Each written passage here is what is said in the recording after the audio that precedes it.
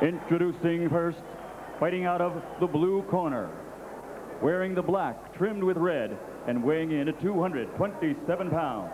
He comes to us tonight from Jay, Oklahoma, and brings a professional record of 45 victories against only 2 defeats with 1 draw, and 39 of his victories are by way of knockout. In his career, he holds victories over Razor Ruddock, Pinklin Thomas, and Big George Foreman, and he has captured 2 championship belts from the WBO and the IBC.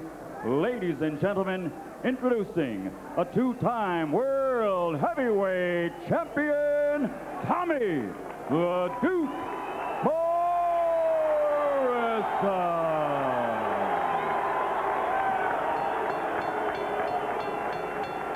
And his opponent across the ring, fighting out of the red corner.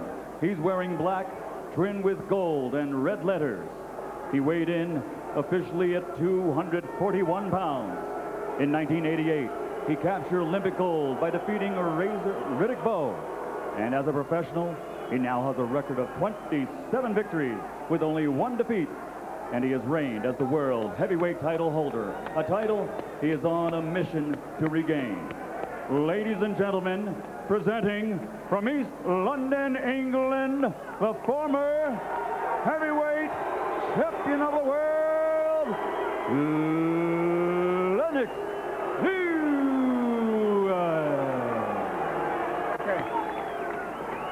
Okay. All right. Tommy Morrison. All right, listen up. If it goes right here, Tommy, right here is going to be all right. We've already gone through all the instructions. Expect a tough, clean fight. Protect yourself at all times. Any questions here? Any questions here? Let's get it on.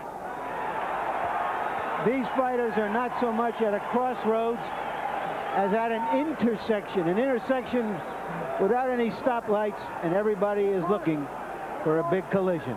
Yesterday, when we met with them, Lennox Lewis made a big point of telling us that he has learned since the McCall fight how to ease his way into a bout, not looking for the big punch from the outset.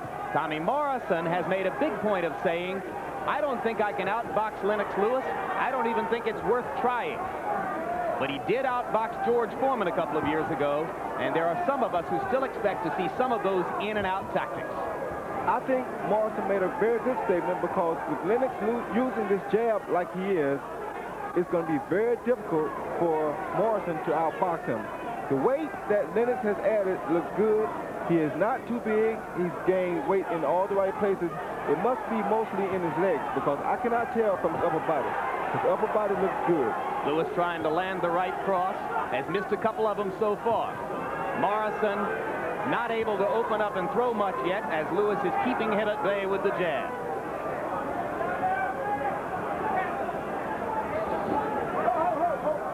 You look at the size and strength of Lennox Lewis in there, Roy Jones. He presents as formidable a picture as there is in the heavyweight division. Yes, he's a very intimidating picture just looking at him for a person like Morrison. What I've noticed early in this fight already, guys, is that Lewis's jab is much more authoritative than we're used to seeing it. He's usually pawing it out there. He's trying to put some steam behind it now. Yes, but he can't get lackadaisical with it and slow it down, because this is the best punch in boxing to counter a jab. Hard right hand by Tommy Morrison as he steps in and gets it across the top of Lewis's left shoulder. Which Morrison just tried to do.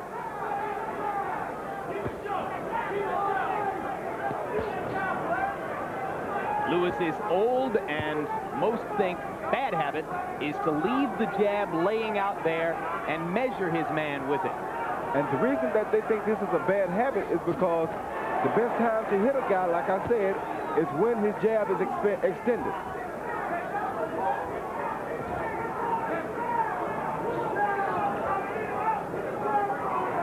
More than 2 minutes into the round, Tommy Morrison has landed 2 counter right hands against Lennox Lewis's jab, but Lewis's jab has dominated the action so far. Morrison's left was blocked against Lewis's arms. The right hand got through again.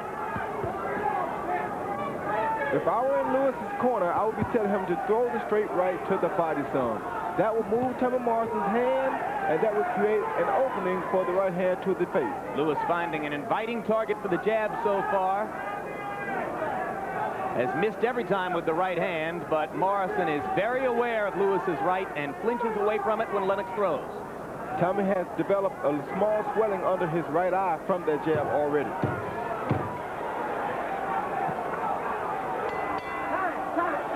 Another right hand miss as the round comes to a close, and a relaxed Morrison allows himself to go to his knees. Lewis pushing him on the back of the head. Keep working the jab. You're going to find him. He's really cautious. He's got the power, and he's not coming in. He's staying back. Just keep working the jab. Everything will happen. He may be getting away from him, but sooner or later you're going to get close enough. You'll figure out instead of taking it over, you get close enough, maybe take it right on up underneath. But keep working the left hand. He can't get his attack going because he's set the power to jab. So let's work on the jab. Everything will fall in place. It's a little high in time. After you throw a combination, you make sure you come out low. Beltman, you're going to see that right hand coming all night long. All right? Let's take it away from him by using more jabs. More sevens. Double up on your seven, look for the body. Double up on your seven, look for the body. A little more speed. Lewis is trying to do two things. One, you see his right hand is high. He's ready for the great left hook that Morrison does have.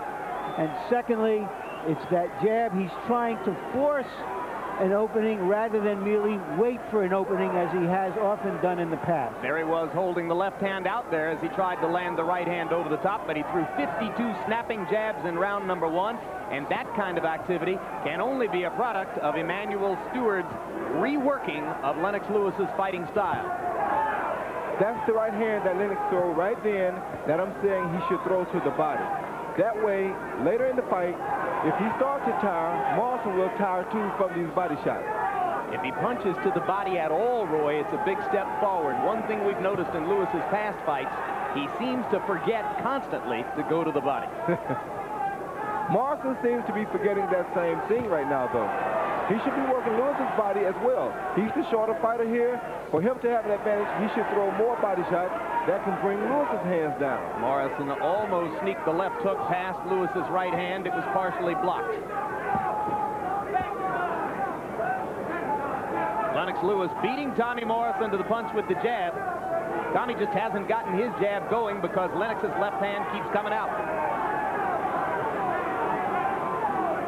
And if I were Tommy, I wouldn't throw many jabs at Lewis because Lewis is looking down over Tommy's left hand.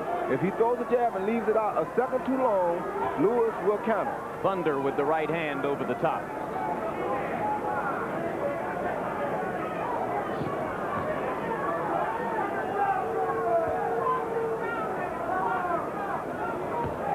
One thing I did like about Tommy is that in between the first and second round in the corner, Tommy was breathing, long stride, and there's a good body shot. Good body shot by Morrison, but he goes down, so score it a knockdown for Lewis. I thought it was a left hook. The fighters had their back to us, and we couldn't tell.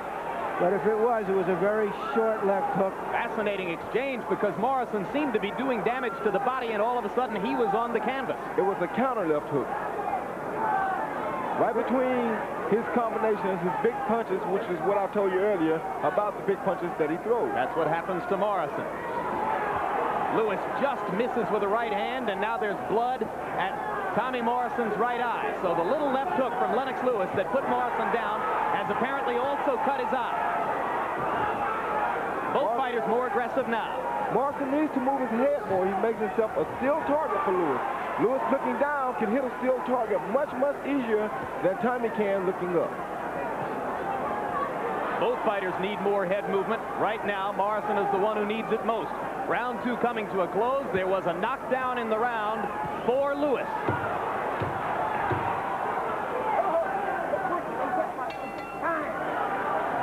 This is the best Lewis we've seen in a while. Much more measured, less wild, better footwork. Much better footwork. Okay. I caught a little left hook there. All right, look, listen to what I'm saying. We're letting him fight his fight here because we're at the end of his punches. Okay. This round, we got to take up the pace. You got to start stalking. All right, let's check out and see that left hook that we thought was delivered inside. If it is, it's one of the most impressive punches we've ever seen Lewis land, although it just landed high on the head. But he wasn't even throwing those kinds of punches on most occasions before, looking to throw that short left hook. They get a little lower. One thing about the combination that enabled Morrison to be hit was that he threw a double right hand, which left the right side of the face wide open for too long of a period of time. In the corner.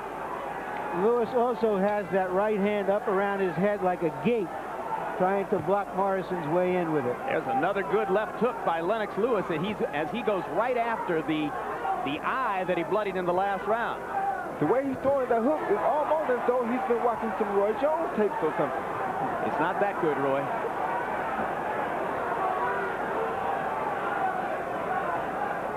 Morrison landed a straight right after the opening exchange, but Lewis still able to keep Morrison out at the end of his jab for the time being.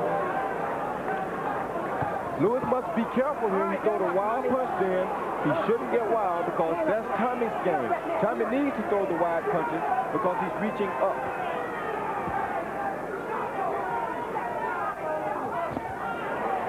The knockdown, of course, marked the 11th time in the decade of the 90s that Tommy Morrison's been down. There's another good left hook for Lennox Lewis. And if Morrison keeps standing out there and letting Lennox dictate the pace, you can count for a 12th knockdown because he will go down again.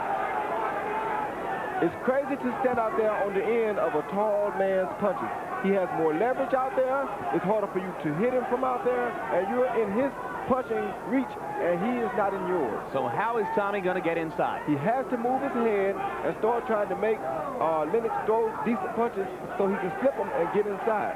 Once he gets inside, he has to stay inside. That right there is not the place for Morrison to be. So far, he has not been able to slip Lewis's jab. He's eating it, and as long as that's the case, he won't get inside. Well, there he's inside. He can block the jab, go in, but he can't throw the 2- and 3-punch combinations because Lennox is doing something smart. He's punching between Morrison's punches, which is what I told you would be a problem for him. Let him go, Lennox. Let him go, Tommy. Lewis landed a downward canted right hand there. Not full power.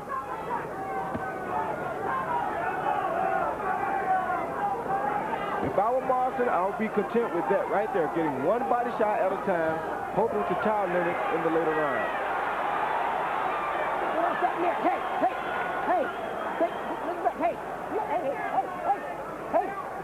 Get off that neck. Come on, let's go. Mills Lane all the way here from Nevada tonight. If we get a chance later, we'll tell you exactly what's going on there. New Jersey State Athletic Commissioner Larry Hazard looking to nationalize officiating in the sport. He says bringing in a Nevada referee for this fight is one step in that direction. I can tell you one more thing that I can see. Morrison is getting a little closer to Lennox. This means that Lennox may be getting a little tired in the leg department. Morrison, I thought, landed a big but grazing right in that exchange. Watch the heads in there. Both of you off that neck. Lewis, come on. Third round coming to a close. Relatively cautious round for Lewis.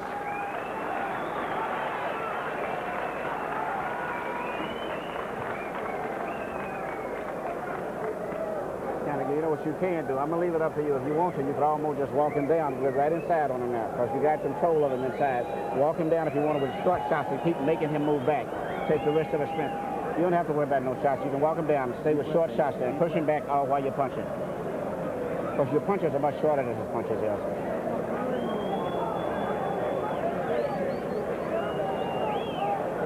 You got to make it happen, Tommy. You're high on me. You're high on me. I need you lower.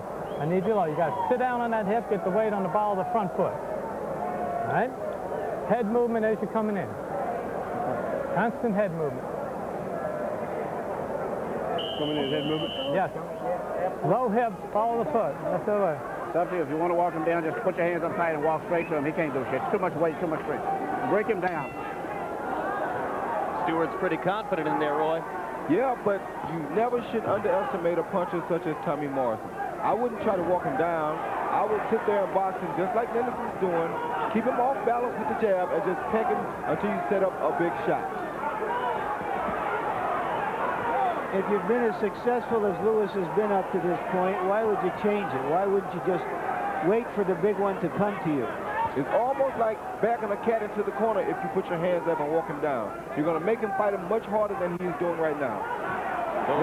There's the right hand by Morrison.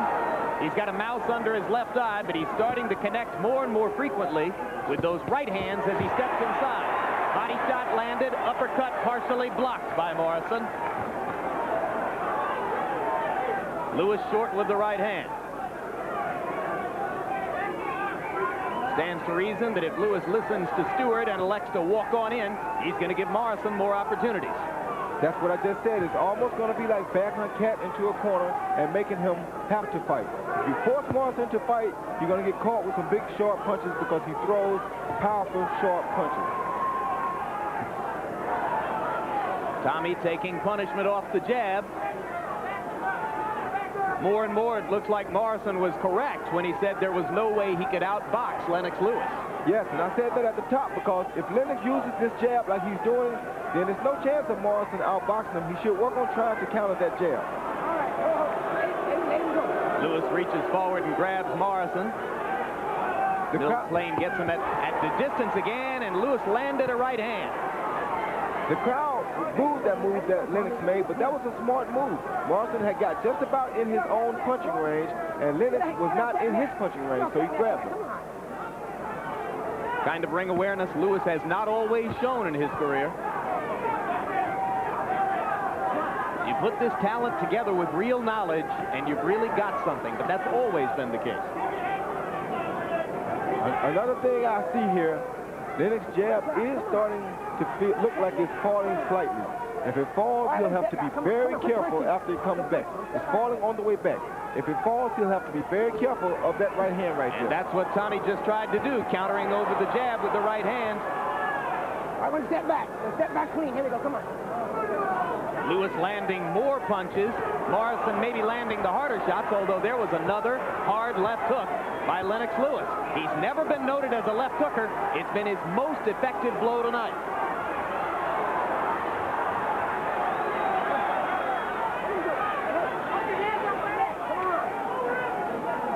Blood from the right eye of Morrison again after that left hook by Lewis. Morrison stepping in with the right. And lands a chopping right as the round comes to a close. Turn to HBO for the show the pros watch, Inside the NFL, as hosts Len Dawson, Nick Bonacotti, and Chris Collinsworth are joined each week by Jimmy Johnson to take a complete look back and a first look ahead at all the action throughout the National Football League. Inside the NFL premieres Thursday nights at 11 o'clock p.m. Eastern and Pacific time on HBO. Bang, bang, bang, try to get close, get your body weight on it. And lock, Sam, watch when you're pulling back, because you're looking for the hook, and he's trying to throw sneaky right hands at you, so you got to watch your both of them, okay? Let's punish you with the left hand this round. Try to bust him up real good with the left hand. They don't pursue this guy walking down, firing punches. You let him out too many times, and you're trying to go high, right? You got to go low to high. Jab. Tommy Morrison, throughout his career, has had a monumental problem being effective in the 5th round. It happens way too frequently to just be a statistical coincidence. Morrison seems to tire automatically at the end of 4 rounds. His trainer, Tommy Burgett, says to all intents and purposes, he's never won a 5th round in his career. And as the graphic showed you, his punch output normally goes way down in this stanza. It happened again earlier this summer against Razor Ruddock. Both of these fighters are very tired. The only thing is that Morrison is starting to swell, and it's going to start, his eyes are starting to swell, and this should start affecting his vision soon. So if he's going to make a move, he has to start making it now.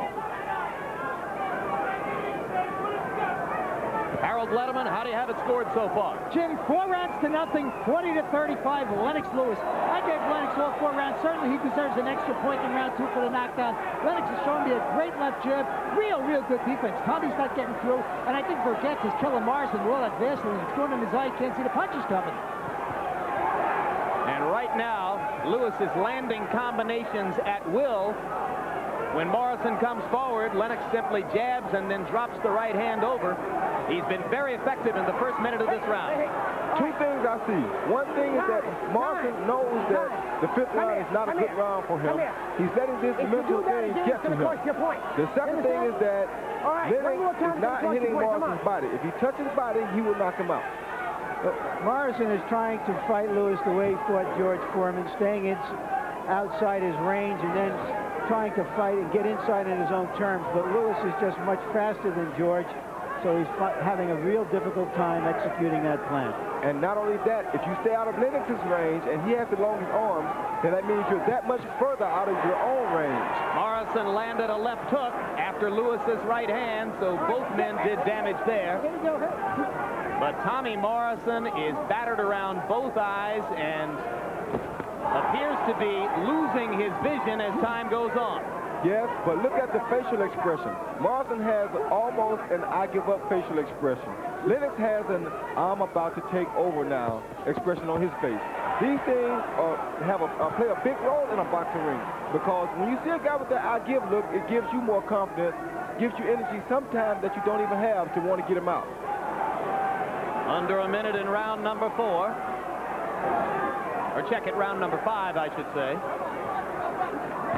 As has been the pattern throughout his career, Morrison has been largely dominated in this 5th round by Lewis. All those punches were blocked by Lennox Lewis's arms. And there's a monumental uppercut. Morrison went to one knee. Lane calls it a knockdown, correctly so. Morrison knew it. He went immediately to the neutral corner, and that right eye's looking pretty bad. This fight is basically over. Like I told you before, Morrison has the I give up look on him. Lennox knows it. Lennox is just going to keep coming. Lennox has done his homework on Morrison. He knows every combination that Morrison throws, and they're the same. So he cannot hit Lennox. Round 5 ends.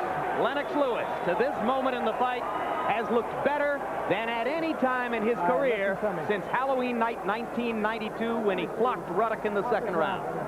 How's your eye? Come on. I got this one. I got the left one. All right.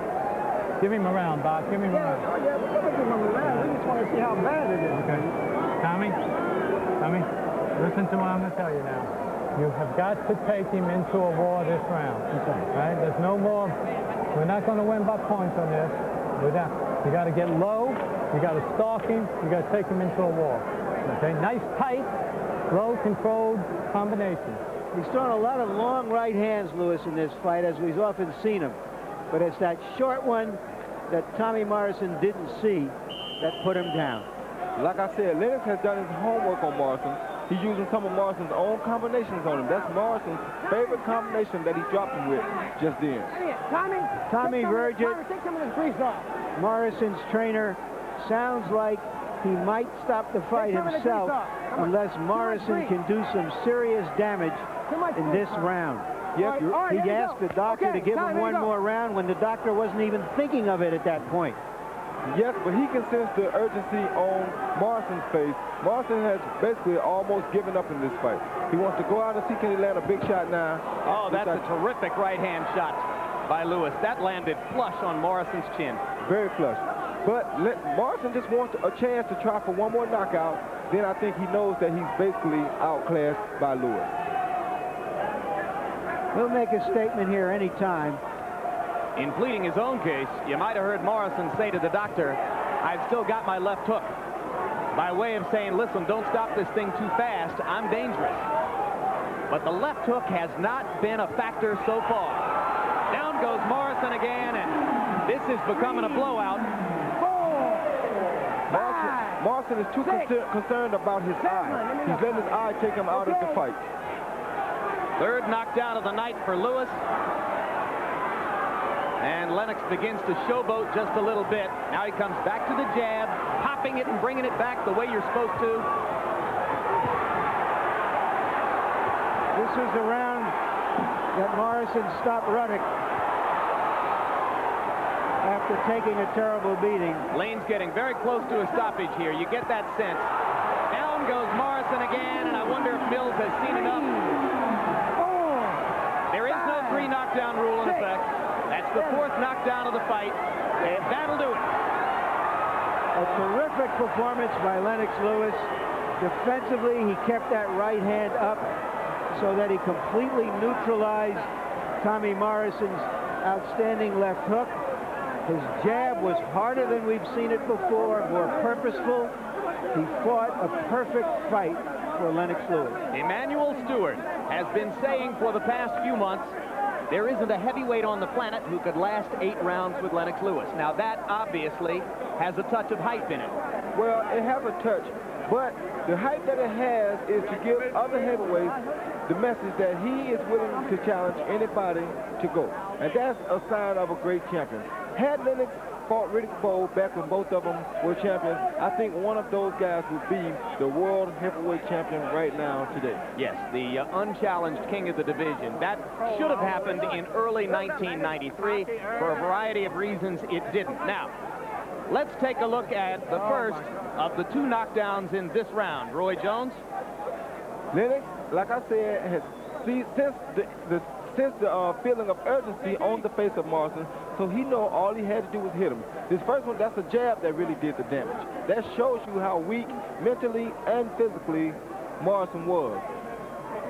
It's another look at the first knockdown, and the jab bothered him there. You can see that Morrison was concerned about his eyes at this point, and once again you'll see the jab do the damage there, followed by the finishing right hand that put him on the canvas. Now here's knockdown number 2, Roy. Knockdown number 2 is almost the same thing I did to Pat Zilzer. He let Morrison punch till he had him tied. Morrison thought he could walk out of an exchange, but he couldn't. He wasn't out of the range of Lennox.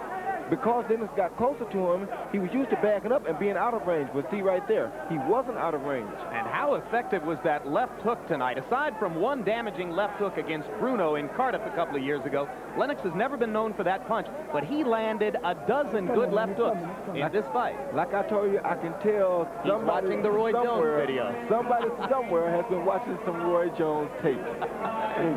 When you throw it right, what a dramatically effective punch it is. Let's go to Michael Buffer for the official particulars. KO victory. His march to regain the heavyweight championship continues. The winner, former heavyweight champion Lennox Lewis.